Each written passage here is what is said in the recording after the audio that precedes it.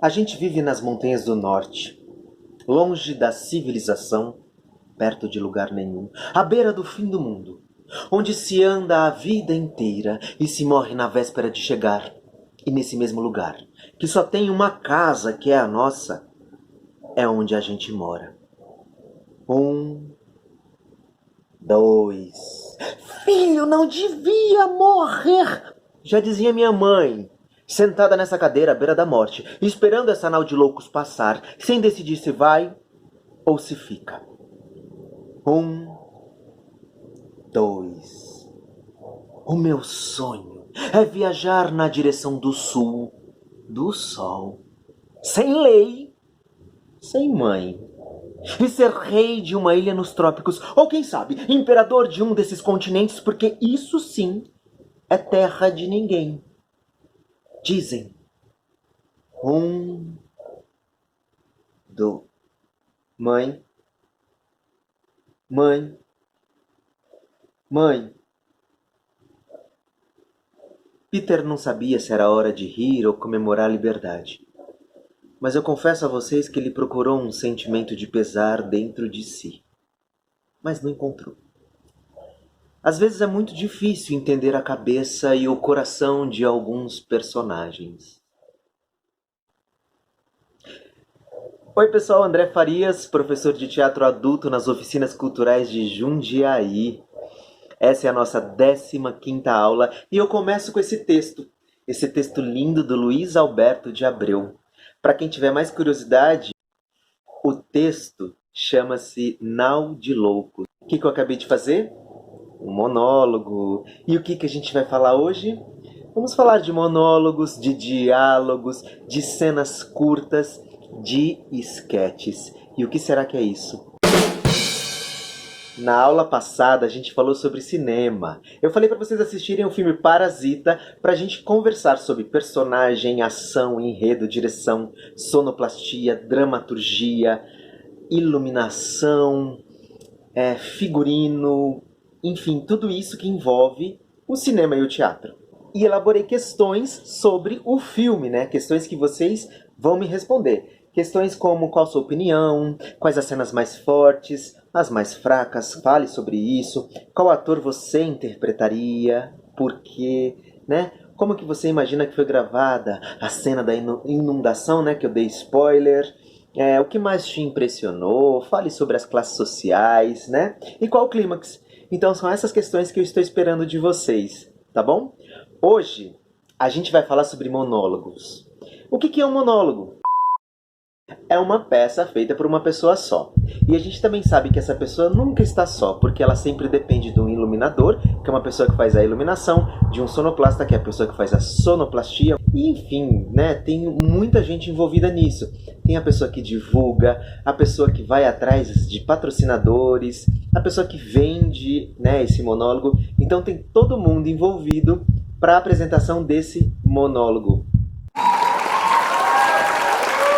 E eu trouxe hoje, como na maioria das aulas, o nosso dicionário de teatro do Patrício Pavis. Na página 247, ele vai falar sobre monólogo.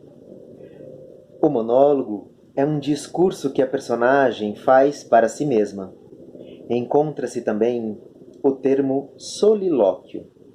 O monólogo se distingue do diálogo pela ausência de intercâmbio verbal e pela grande extensão de uma fala destacável do contexto conflitual e dialógico. Monólogo do Hamlet, ser ou não ser, eis a questão. É muito famoso e explica muito bem isso. Hoje em dia a gente sabe que os monólogos eles são feitos de diferentes maneiras. Tem um ator que faz vários personagens em um monólogo. Tem ator que contracena com outros personagens através de bonecos e não deixa de ser um monólogo. O monólogo, que por sua estrutura não espera uma resposta de um interlocutor, estabelece uma relação direta entre o locutor e o ele do mundo do qual fala, enquanto projeção de forma exclamativa. O monólogo se comunica diretamente com a totalidade da sociedade. No teatro, todo o palco aparece como o parceiro discursivo do monologante. interessante. Mais uma palavra aí pra gente colocar no nosso baú. Diálogos, na página 92, ele fala o seguinte: conversa entre duas pessoas ou mais personagens. O diálogo dramático é geralmente uma troca verbal entre as personagens.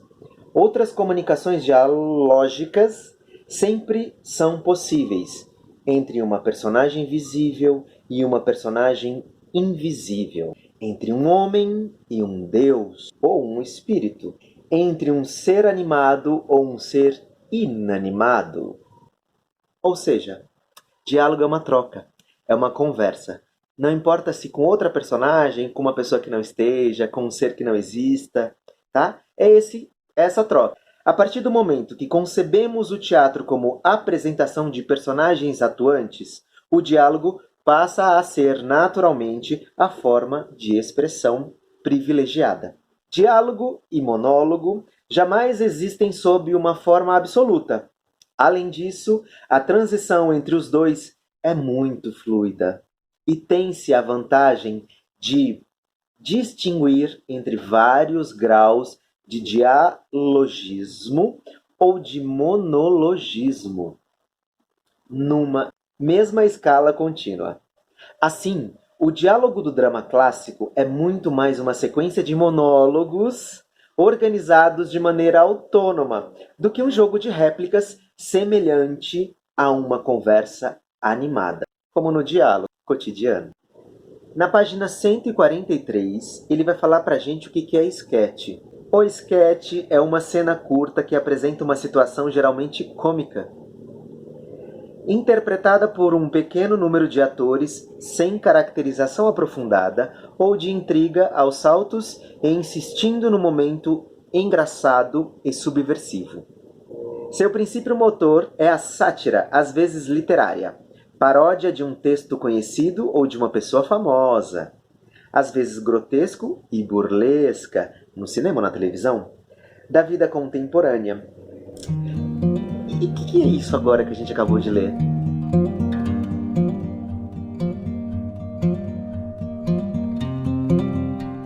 Na aula que vem a gente vai falar mais sobre isso e, por que não, exercitar esse eu que existe dentro da gente. Fiquem em casa, um beijo no coração de todo mundo e espero vocês na próxima aula. Tchau, Jundiaí!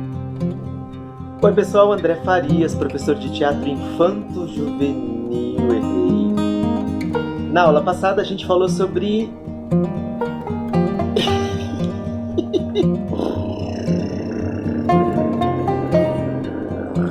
Tô errando muito, gente. Eu tô sem aquecer, tem que aquecer dicção.